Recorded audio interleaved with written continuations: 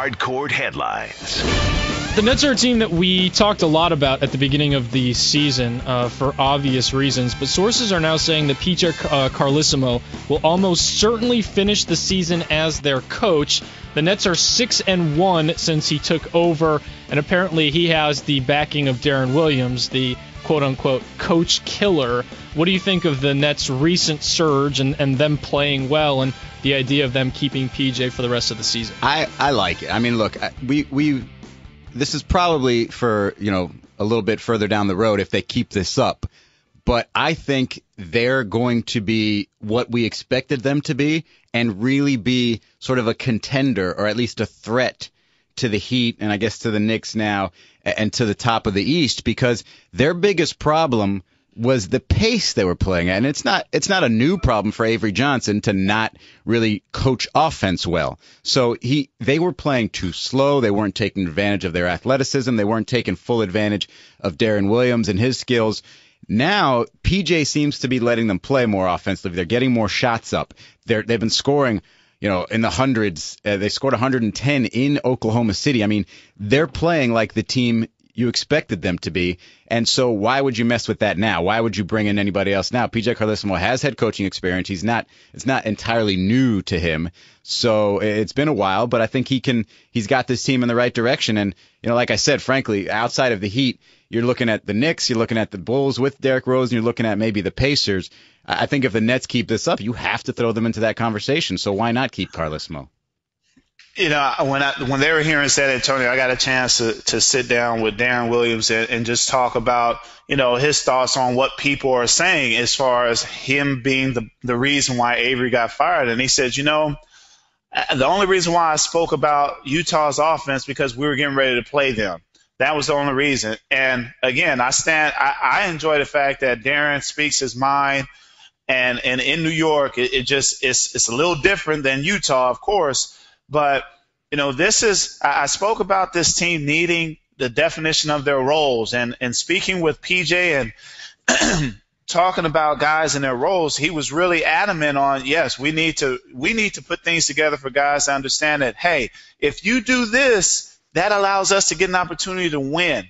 If you do your job, that creates opportunities for others to do their job. And what we end up doing is enhancing one another's games because we're sticking to our roles. So now you have Gerald Wallace shooting less three-pointers, unless it's a wide-open shot, but less three-pointers, and he's slashing and getting back to that guy that's being an irritant on the defensive side. We see Marshawn Brooks getting an opportunity to play a lot more.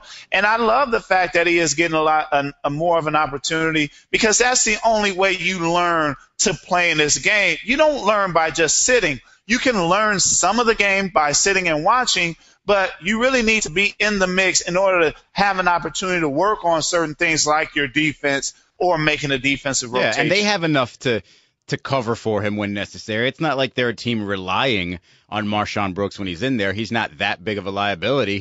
He showed enough last year, I'd say, to deserve some time. And he was actually, you talk about them going back to the preseason. He was one of the assets that people talked about on that team. So I just feel like they're the team in the East that when they're playing right has the best balance. They got Brook Lopez inside. Now Andre Blatche is playing well. They've got Chris Humphries essentially as a reserve. Whether he starts or not doesn't really matter. He plays that sort of complementary role. And the small forward in Gerald Wallace, defense first, but still can score.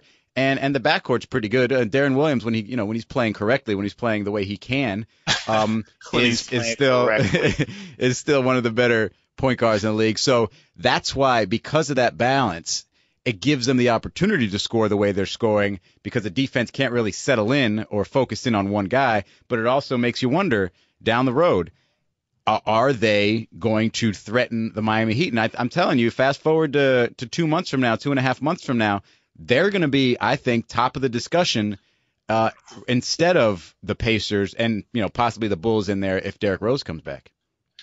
I know a lot of people yelled at me via Twitter because I said they were the best team in New York, and I stand by that. Even though New York had been playing fantastic basketball, it's what I see there as far as the talent at each position. Now, You know, Mario Ellie, who was a competitive soul when he played in Houston and San Antonio, it's funny. Speaking to him about the roles, you know, he got all frowned up and like, man, you know, guys got to do a better job of playing their roles, B. And I'm like, yeah, Rio, tell me, baby, tell me. And so, you know, he talked about Ryan Humphreys getting back to being that double-double guy and not necessarily trying to become this person on offense and then pay attention to rebounding. But let's get back to the rebounding first and let the chips fall where they may. Chris Humphreys. Sometimes Chris Humphreys. Sometimes it's a matter of just laying things out for players and holding them accountable to it because the offense has not changed. The offense is still the same, but now you have more pace. Now, Coach Carlesimo is talking about, hey, get it up the floor, because he has athleticism there. And it's today's NBA game. Basketball.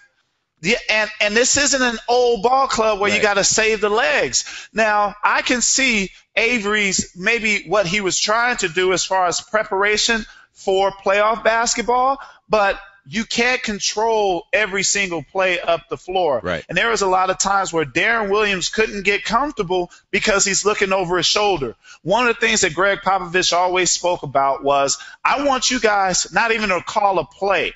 Get out there and just run our secondary offense. When you have a team that's able to just run the secondary offense and not worry about calling plays, now you're taking the thought process out of things and you're allowing the physical capabilities to show in your players by just playing the game. I think it was Yogi Berra that said that baseball was 90% mental and 10% physical. So allow that 10% to take over, because when you start getting into that head stuff, if you play golf, you understand what I'm saying. I think Yogi added some percentages. I think he added some percentage points in there. He got it over 100.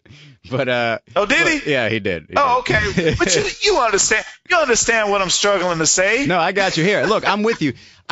Avery was kind of in the Pat Riley mold, where at least the older the younger Pat Riley rather, where he wanted to control everything every single game, and that just wears on guys. And you can't do that for 82 games. You can do that in the playoffs just fine because they're listening, but in 82 games they might not be listening. And I'll just wrap this up by saying this: that is the first and hopefully the last Mario Ellie impersonation I've ever heard in my life. I don't know if it was good or bad because I have no idea what Mario Ellie sounds like. I mean, you got to talk to him, Izzy. You got to talk to him. I will. I do like to, however, blow kisses when I hit big threes like he did. Well, Izzy, see, that's the game within the game, because Big Klein, I think it was Klein for Phoenix Suns. He was down there talking trash to Mario Ellie, and so he finally got that chance to knock down a big shot. And instead of going up to try to start a fight, he blew a kiss. It's all love, Izzy. It's all love, baby.